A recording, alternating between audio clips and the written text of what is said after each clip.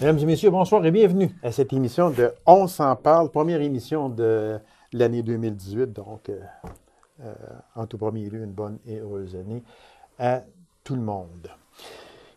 Quels seront les principaux dossiers à débattre à Ottawa lors de l'ouverture de la session au début de 2018, soit fin janvier 2018? Alors, pour nous en parler, je reçois la députée fédérale du NPD en Abitibi-Témiscamingue, Mme Christine Moore. Mme Moore, bonsoir. Bonsoir, bonne année à vous À aussi. vous également, une bonne année, Mme Moore. Euh,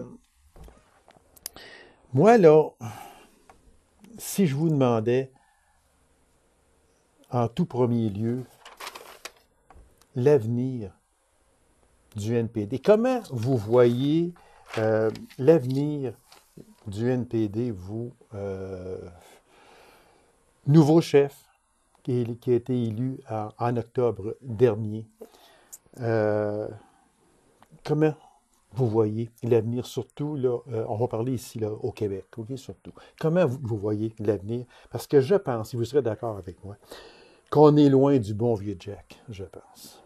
Bien, c'est sûr que c'est différent. Chaque chef emmène sa personnalité, emmène quelque chose de différent, mais il reste aussi que les députés québécois à l'intérieur du NPD sont quand même assez présents, puis ont présentement des gros morceaux, là. Bon, le chef parlementaire, c'est Guy Caron, qui est un député du Québec qui Oui, milite au NPD depuis plus de 10 ans. C'est un de mes amis les plus proches au niveau du NPD. On a commencé à militer ensemble avant même que Thomas Mulcair se joigne à nous. mhm, Donc, c'est sûr que déjà, juste avec la présence de Guy, ça a énormément d'influence au niveau de notre travail parlementaire. OK, mhm, Après ça, ben, on a notre whip qui est une députée québécoise, Marjolaine Boutin-Sweet, qui vient de Tachereau d'ailleurs. mhm, c'est vrai. C'est une autre personne. On a Hélène Laverdière, qui est notre porte-parole pour les affaires étrangères. Alexandre Boulris, qui s'occupe des finances. Donc, on a des gens qui C'est ont des sûr que, gros oui, oui, morceaux. vous avez des gros morceaux, mais ce à quoi je veux en venir, Mme Moore, c'est que c'est sûr qu'un sondage, c'est une photo du présent. Il faut bien se dire ça. Et dans les derniers sondages, dans les partiels ou peu importe, euh, vous reculez continuellement. Vous êtes loin. Vous avez déjà été très proche du pouvoir, mais là, vous reculez continuellement. Comment vous allez faire pour remonter? Est-ce que M. Jagmeet Singh peut remonter la cote du parti, selon vous? Ben, tu sais, moi, j'ai appris à pas vraiment me fier aux résultats d'une partielle parce que c'est pas C'est représentatif. vrai que c'est un vote qui nous dit oui, on vous aime ou on vous aime pas, là. Ben, C'est un c'est peu que ça. dans une partielle, dans le fond, tu peux pas changer le gouvernement. Non, À part absolument pas. si Vous on avez est à raison. un député près, tu peux pas changer le C'est vrai. gouvernement. Vous avez raison. Donc, comme le gouvernement peut pas changer, majoritairement, le parti qui est au pouvoir est souvent favorisé parce que les gens se disent, ben, pour le temps qui nous reste, on pourrait peut-être essayer de mettre quelqu'un qui est dans le parti au pouvoir. OK. Donc, c'est sûr que toutes les partielles, le parti au pouvoir, habituellement, est quand même un peu favorisé. Mais dans les sondages, vous êtes loin. Oui, mais comment je peux dire, les sondages nous mettaient au gouvernement, quand on est même au début de l'élection fédérale de 2015, les sondages nous mettaient au gouvernement, puis c'est pas ça qui est arrivé. Mhm. En politique, les choses changent tellement vite. Oui, ça, je suis d'accord avec vous. Oui. C'est et surtout avec les médias sociaux, avec le contexte politique dans lequel on vit, euh, tout est imprévisible. Les sondages, donc je pense que ce qui fait la différence, c'est un peu, si on peut dire, la réputation que les gens ont. Puis moi, ce que je peux dire, c'est que la réputation que les députés du NPD ont, c'est que c'est des gens qui travaillent qui sont là pour leur monde, qui travaillent sur le terrain. Quand on prend quand on prend Charlie Angus, quand on prend Carol Hughes, qui sont des députés dans d'ici ou du OK. nord de Oui. l'Ontario à Oui, proximité, c'est ça, c'est oui. des gens qui sont reconnus pour leur travail acharné. Puis je pense qu'avant toute chose, tu sais, oui, c'est sûr que c'est très important, le parti qui nous représente. Mais quand il vient le temps d'avoir une élection, c'est aussi le député qui va te représenter, qui va être là pour te défendre, qui va être là pour t'aider. Et quelquefois, il y a des gens qui font des choix qui ne sont pas en fonction de... des sondages. Dans le fond, ce que les gens se disent, c'est que, par exemple, si on a un candidat qui se présente pour si on peut dire le bon parti, mais qui a une très mauvaise réputation dans une circonscription parce qu'il n'est pas apprécié par les gens, il ne passera pas. Donc, c'est extrêmement difficile de se fier aux sondages, de se fier à ce qui se passe sur le terrain, les partiels. Puis il reste un fait aussi, c'est que 2019 est quand même proche et loin en même temps. On peut se dire ça aussi. Vous avez beaucoup d'ouvrages à faire, beaucoup de travail de terrain à faire. Si on parle, moi, je parle au Québec, vous avez à peine 5 000 membres, selon les dernières données. Et si on prend l'exemple de l'Ontario, qui ont plus de 52 000 membres, NPD. Fait que c'est sûr que là, il y a de l'ouvrage de terrain, il y a du travail de terrain à faire du côté NPD au Québec. Oui, mais il y a un contexte politique au Québec qui est extrêmement différent. Tu sais, dans toutes les provinces autres que le Québec, il y a une communication entre les partis provinciaux et fédéraux. Donc, dans le fond, quand tu deviens membre du NPD provincial de l'Ontario, tu deviens automatiquement membre du NPD fédéral. OK. C'est ce qui fait que ça booste un peu le membership à plusieurs occasions. Ça peut donner des chiffres un peu, mais il reste quand même que entre 5 000 et 52 000, il y a quand même une différence énorme. Est-ce que M. Singh était votre candidat? Ben non, j'ai dit que j'appuyais Charlie Angus, puis je m'en suis pas cachée. Oui. Mais d'ailleurs, vous l'avez dit ici. Mais est-ce que ça a été une surprise pour vous, cette élection-là? Ça a été une surprise. Moi, je m'attendais que ça prenne 2 tours. Je pensais pas que ça allait se finir en un tour. C'est plus la façon dont ça s'est passé. Mais tu sais, sinon, je l'ai dit souvent que, tu sais, on avait 5 parce que Peter Julian s'est retiré de la course en cours de chemin, mais on avait 5 excellents candidats. Il n'y a aucun de ces candidats-là que j'aurais vraiment pas voulu avoir comme chef. Ils ont toutes leurs qualités, mais il y en a aussi qui, comment je peux dire, il y a des désavantages et des avantages à chaque candidature. Maintenant, ben c'est de travailler avec la personne qu'on a. Puis je pense que peu importe qui on a. Il est jeune, 38 ans, fait qu'il va probablement, sûrement grouper autour de lui les il y a le même âge que le chef conservateur. Oui, M. Andrew Scheer. Oui, donc dans le fond, la prochaine élection 3 fédérale, jeunes. ça va être M. Trudeau, le plus vieux. Oh mon Dieu! OK. Bon, on va aller sur un gros dossier, Mme Moore. La légalisation du cannabis récréatif. Ouvert le 1er juillet, parce qu'avec M. Trudeau, on ne le sait jamais, là. Lui, ça a toujours été le 1er juillet, mais là, ben, ça va être autour. Bon, peu importe, ça va être en 2018, tout simplement.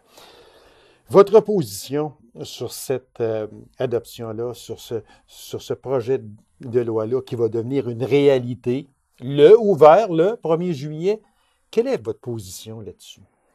Bien, moi, j'ai toujours été en faveur d'une décriminalisation. Donc, c'est-à-dire d'arrêter de donner des dossiers criminels à des gens qui sont trouvés coupables de possession simple. Autrement dit, on aurait pu donner la marge de manœuvre quand même de l'interdire, mais ça n'aurait pas été criminel. Donc, par exemple, tu te promènes sur la rue en train de fumer un joint, le policier t'arrête, ben il saisit ce que tu as, il te donne une amende, puis ça finit là. Il n'y a pas de cour, il n'y a pas de procès, il saisit ce que tu as, il te donne une amende, puis il n'y a pas le processus judiciaire, il n'y a pas les conséquences d'avoir un dossier criminel. Puis à partir de la décriminalisation, là, on aurait pu prendre le temps pour prendre la décision sur oui ou non, est-ce qu'on légalise et comment on le fait? Parce qu'il y a plusieurs options qui étaient possibles. Là, on légalise comme un peu l'alcool et les cigarettes, mais on aurait pu, par exemple, dire on le légalise comme un médicament en vente libre sous le comptoir. Autrement dit, pour l'avoir, il faut parler à un pharmacien. On ne peut pas se le procurer directement sur les tablettes, mais ça ne prend pas une prescription d'un médecin. Ça aurait été une option.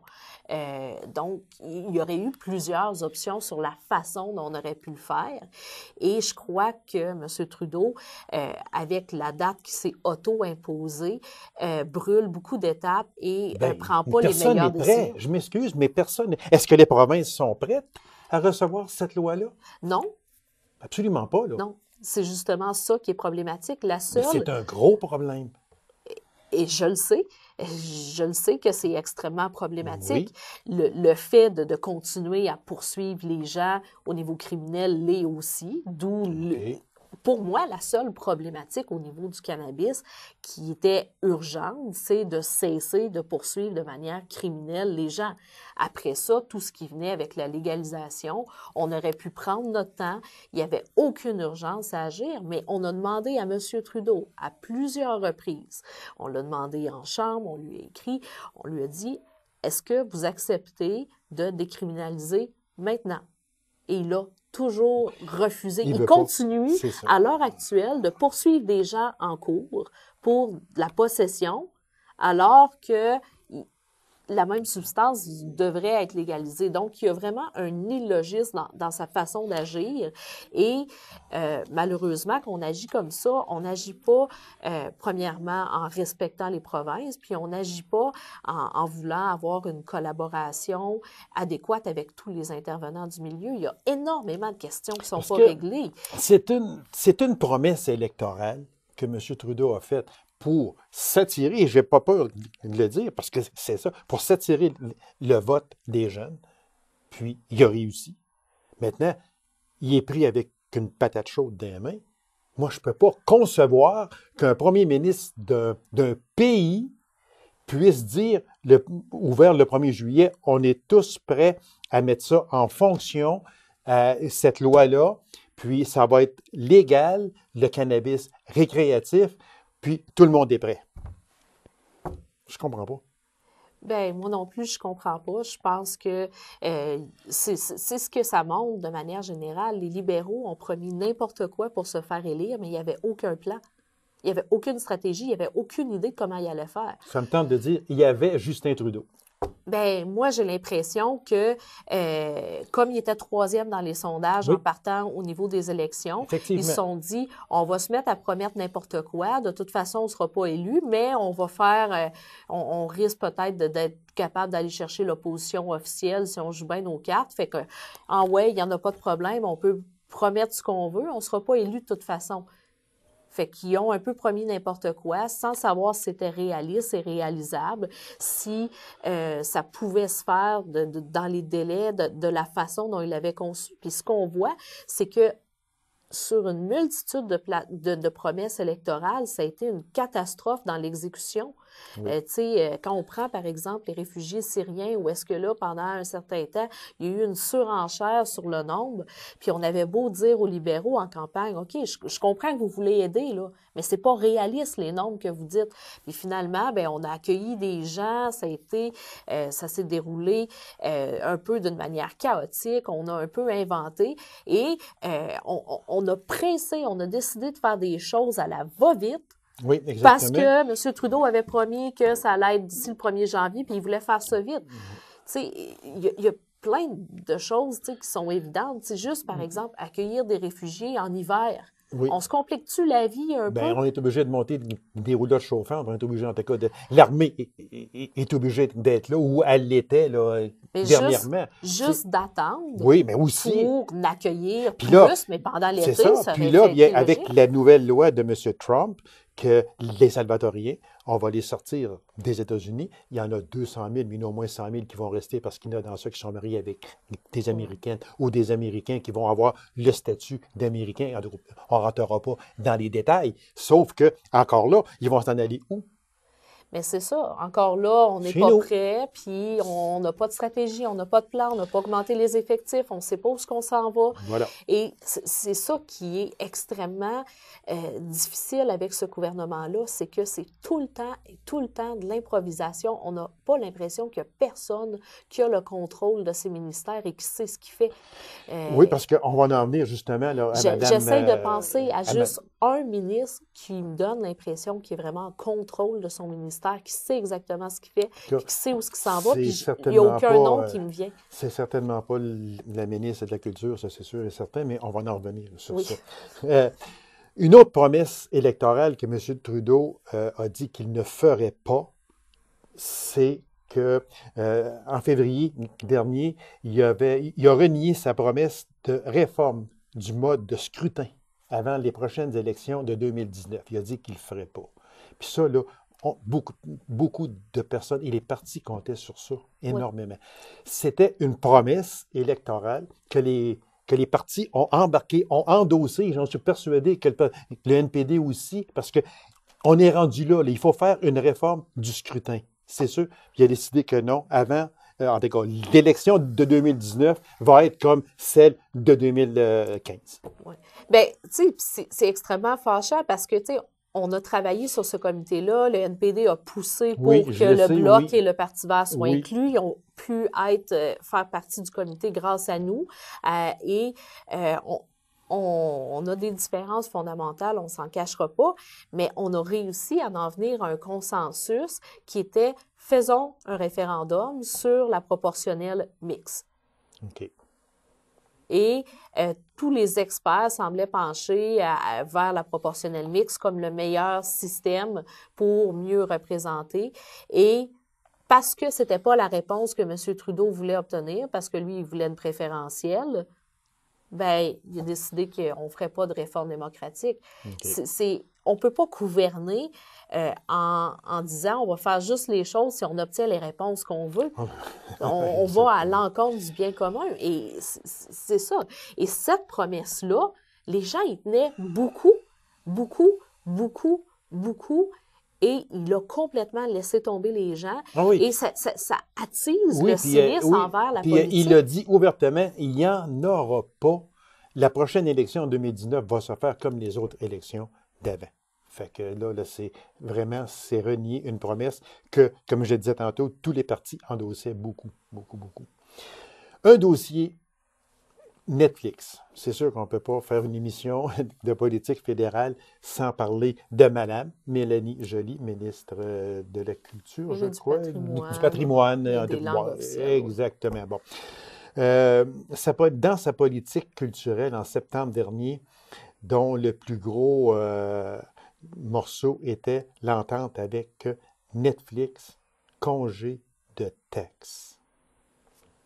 Moi, je vous demande vos impressions, votre impression sur ça. C'est totalement ridicule comme situation où est-ce qu'on va favoriser une compagnie étrangère en lui disant de ne pas charger les taxes, alors que nos propres compagnies qui offrent un service similaire, elles sont tenues de charger les taxes. Je pense que c'est totalement inadmissible. Puis ça fait en sorte que les gens risquent de se tourner davantage, par exemple, vers Netflix versus un autre service similaire, par exemple, Illico. Tout TV, il y en a beaucoup. Oui, mais c'est ça. Par exemple, Illico, c'est un service similaire qui est offert par Vidéotron. Exactement, et quand on prend, par exemple, Illico, ben il y a beaucoup de contenu en français, contrairement à Netflix, où est-ce que, 90% est anglais, là. Exactement. Donc là, non seulement par sa décision au niveau financier, au niveau fiscal, c'est une totale injustice, mais en plus, elle a réussi à, si on peut dire, bafouer son autre mandat de ministre, soit celui des langues officielles, en favorisant une compagnie anglaise, américaine, qui n'a pas comme objectif de faire resplendir le fait français. Le fleuron du français, exactement. Mais il y a une chose dans ça, et je pense que vous l'avez sûrement remarqué aussi, Mme Moore. J'ai suivi Mme Joly dans les entrevues, j'en ai pris plusieurs, après qu'elle a dit qu'il y aurait congé de taxes, etc. Entre autres, à Tout le monde en parle. Mme Joly, là, elle ne connaissait pas son dossier. Êtes-vous d'accord avec ça? On lui a dit, tiens, Mélanie, c'est ça maintenant, puis va débattre ça. Puis elle ne le connaissait pas. Du jour au lendemain, elle se contredisait du jour au lendemain. Il y a des journalistes de Radio-Canada, entre autres, qui étaient assis près d'elle, puis qu'ils ne comprenaient même pas ce qu'elle disait seulement. Non, mais c'est ça, c'est un gouvernement de l'apparence. Et même dans comment je peux dire, dans le rapport de la commissaire Dawson, elle décrivait la façon dont M. Trudeau percevait son travail d'une certaine manière, et il se percevait un peu comme, si on peut dire, quelqu'un de protocolaire. Donc, c'est pas quelqu'un qui se perçoit comme je dois mettre la main à la pâte, je dois, tu sais, vraiment travailler. Lui, il est là pour maintenir des relations diplomatiques. Il se voit davantage comme un prince, si on peut dire, que comme quelqu'un qui gouverne, donc quelqu'un qui comprend ses dossiers, qui s'attarde à comprendre les détails. Pour lui, M. Trudeau est juste une image. Et ça se reflète dans plusieurs de ses ministres qui sont vraiment juste des images, mais que quand on pose des questions, quand on est à tous les jours à la Chambre des communes, on se rend compte à quel point c'est pathétique et on se rend compte à quel point à quel point on est mal pris d'être gouverné par des gens qui ne comprennent pas leur dossier. Et quelquefois, tu sais, je me dis, tu sais, je m'ennuie quelquefois un peu des conservateurs parce que même si on n'était pas d'accord, au moins, ils comprenaient un peu leur dossier. Je suis d'accord avec vous. Il y a une chose aussi, un remaniement ministériel, chose qui pourrait arriver, nous dit, parce que M. Trudeau est à mi-mandat, même un petit peu plus qu'à mi-mandat. Il y a des chaises qui sont éjectables, j'en suis persuadé, dont le siège de Mme Joly, j'en suis à peu près persuadé. Bill Morneau qui vient d'être exonéré de tout blanc. Mon Dieu Seigneur, excusez-moi, là, je vais essayer de ne pas péter ma coche, comme on dit, mais il y a des... Pensez-vous que M. Trudeau va faire un remaniement ministériel? Parce qu'il y a des ministres qu'il faut absolument, soit qu'ils changent de siège ou qu'ils quittent, tout simplement, là. Je sais pas. J'imagine qu'il n'y aura pas le choix d'en faire un. La problématique dans tout ça, c'est que M. Trudeau a tendance à s'entourer, à mettre des amis proches dans les postes de ministre. Donc, Mme Joly, c'est une amie proche de M. Trudeau. M. Morneau, M. O'Regan, M. Garneau, il y en a plusieurs, oui. C'est ça. Donc, M. Garneau, un peu Ben, moins, un peu moins, là. mais Oui, c'est ça, mettons, oui, la oui. leader du gouvernement, Bardish Chagger. Donc, il a mis plusieurs amis en poste et malheureusement, il y a plusieurs de ces amis-là qu'il a mis en poste qui ont des performances totalement inacceptables. Là, ça devient difficile pour lui de leur dire, ben là, il faut que je t'enlève. Exactement. Et malheureusement, M. Trudeau a un autre problème, c'est que tranquillement, il a enlevé tous les gens autour de lui qui étaient capables de lui dire « tu es en train de te diriger vers un mur ». Et il s'est entouré de gens qui sont toujours d'accord avec lui, qui sont incapables de lui dire que ça ne marche pas. Et ça aussi, c'est extrêmement problématique. Quand il a décidé de se débarrasser de Stéphane Dion puis de M. McCallum, ça montre qu'il se débarrassait de la vieille garde, des gens qui ont de l'expérience. M. Dion et lui n'étaient pas sur la même longueur d'onde, fait que ça n'a pas été long que... Bonsoir, merci. Oui, sauf que quand tu deviens entouré uniquement de gens qui sont incapables de dire que tu te trompes et que tu es en train de foncer dans un mur, ça devient extrêmement dangereux et tu risques de, justement, sous-performer. Fait que je ne sais pas ce qu'il va faire. C'est évident pour moi qu'il y a des gens qui devraient... c'est sûr, mais de quelle manière, on verra à ce moment-là. Et est-ce qu'il va être prêt à vraiment, par exemple, enlever complètement du cabinet des gens qui, selon moi, auraient pu le mérite, ou il va leur donner une petite position moins importante, ou il va essayer de jouer à la chaise musicale et on va juste avoir un autre ministère qui va se retrouver dans une situation catastrophique. Madame Moore, un autre dossier que en novembre dernier, Ottawa autorise les lames de 6 cm et moins dans les avions, ce qui sème de l'inquiétude. Le ministre Garneau a dit que ça pouvait permettre aux gens de faire leur manucure à bord de l'avion. C'est quoi? franchement. Ben, tu sais, selon moi, c'est une réponse tout à fait stupide de la part de M. Garneau. Il n'y a aucun doute là-dessus. Maintenant, bon, c'est sûr que, tu sais, moi, il y a beaucoup de gens qui trouvaient ça, qui me parlaient souvent, qui trouvaient ça problématique d'être obligés d'enregistrer leur valise pour un couteau suisse, parce que, Oui. bon, tu sais, il y a plusieurs personnes qui Oh, traînent oui. des petits couteaux suisses, Oui. des petits. Oui. Bon, tu sais, si on considère qu'en Europe, c'est permis maintenant aussi, il doit y avoir, bon, de la science derrière ça, il doit y avoir des explications qui sont logiques. Tu sais, il reste aussi que, tu sais, actuellement, les produits qui sont interdits en avion, c'est souvent des gens c'est souvent des produits qui pourraient causer des dommages de masse. Donc, par exemple, au niveau des liquides, les Oui, raisons mais avec une lame de 6 cm, une personne peut faire du ravage, comme on dit, excusez, dans un avion. Là.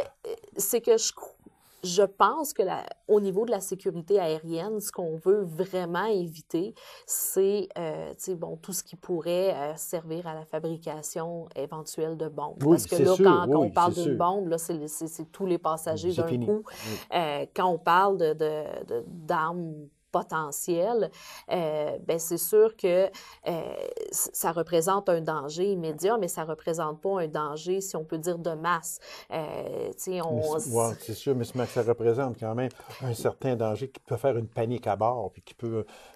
Effectivement, c'est pas sans danger, mais tu sais, il y a plusieurs autres transports en commun qui, par exemple, là, quand on prend le train à Via Rail, tu sais, il n'y a pas de restrictions, Non, puis il n'y a c'est pas sûr. plus d'accidents. Donc, c'est pour ça que, tu sais, je pense que si en Europe c'était permis, c'est qu'il doit y avoir suffisamment de raisons pour dire que ça créait plus Mais je de pense que problèmes que ce qui a un petit d'inconvénients peu, potentiels. ce qui a fait cette espèce d'engouement négatif-là au Canada et au Québec en particulier, c'est la raison principale que M. Garneau a donnée. Oui. Franchement, là, ça laissait à Ben, je désirer pense que énormément. Là. ça l'a et ça montre à quel point c'était immature, si on peut dire, comme réponse, parce que à ce moment-là, ce que M. Garneau aurait dû faire, à la place de sortir une réponse stupide comme ça, c'est de sortir les données scientifiques qui justifient pourquoi, selon lui, c'est pas dangereux et pourquoi en Et pas Europe. dire, vous allez pouvoir rester chez vous un petit peu plus longtemps avant de prendre l'avion parce que votre manucure, vous pourrez le faire à bord de l'avion. Non, ça, On repassera. c'était complètement ridicule. Et je pense que les gens veulent avoir les raisons scientifiques et logiques. Ils veulent ils veulent pas se faire prendre pour des imbéciles. Il reste à peine 2 minutes, Mme Moore. Les larmes de M. Trudeau, est-ce que vous croyez à ça, vous? Je crois... De manière générale, je trouve que M. Trudeau a une attitude un peu trop théâtrale dans plusieurs occasions. Avec ses selfies, etc. Et j'ai de la misère lorsqu'il parle, de manière générale, à sentir que c'est spontané et sincère. Quelquefois, j'ai l'impression que c'est un peu trop pratiqué ou... Mais bon, pour certains de ces événements-là, je n'y ai pas assisté en direct, donc c'est plus difficile pour moi de déterminer parce que j'avais d'autres obligations professionnelles. Mais l'annonce de la nomination de Mme Julie Payette comme gouverneure générale du Canada? Ben, je pense que c'est un bon choix. Aussi bien d'avoir une comme ça? Oui, Okay. Je pense que c'est un bon choix. C'est sûr qu'elle a peut-être fait quelques déclarations malheureuses, mais c'est un bon choix. On a choisi une femme. Ça aurait été bien d'avoir un Autochtone, mais ça pourrait être le prochain, ouais. disons. Martine Ouellette, qui siège avec un pied à Ottawa et un pied à Québec. Ben, moi, je trouve que essayer de siéger à Ottawa et à Québec en même temps, moi, ça me donne l'impression qu'on n'est pas capable de faire aucune des deux jobs comme il faut. Madame Moore, merci infiniment. C'était très intéressant. J'aurais voulu vous parler des vacances de M. Trudeau à la GACAN, mais seulement que c'était l'an passé, mais ça fait rien. J'ai hâte de voir, pareil, qu'est-ce Oh, qui va sortir de on ça. est sûr qu'il va se mettre les pieds dans les plats. Ben oui, mais ça a coûté 215 000 piastres, par exemple, Encore. à nous, à vous, puis aux Malheureusement. contribuables. Fait que Plus c'est que ça, là. il y a des coûts Ben qui sont ouais, pas il y a des révélés. coûts qui ne sont pas, mais c'est le premier coup qu'ils ont dit, là, environ 215 000, mais ça peut être beaucoup supérieur Les à coûts de ça. sécurité sont pas révélés. Et voilà, oui, exactement. Alors, Mme Moore, merci beaucoup. Bonne rentrée parlementaire, puis on va sûrement se revoir en 2018. Ben, merci beaucoup.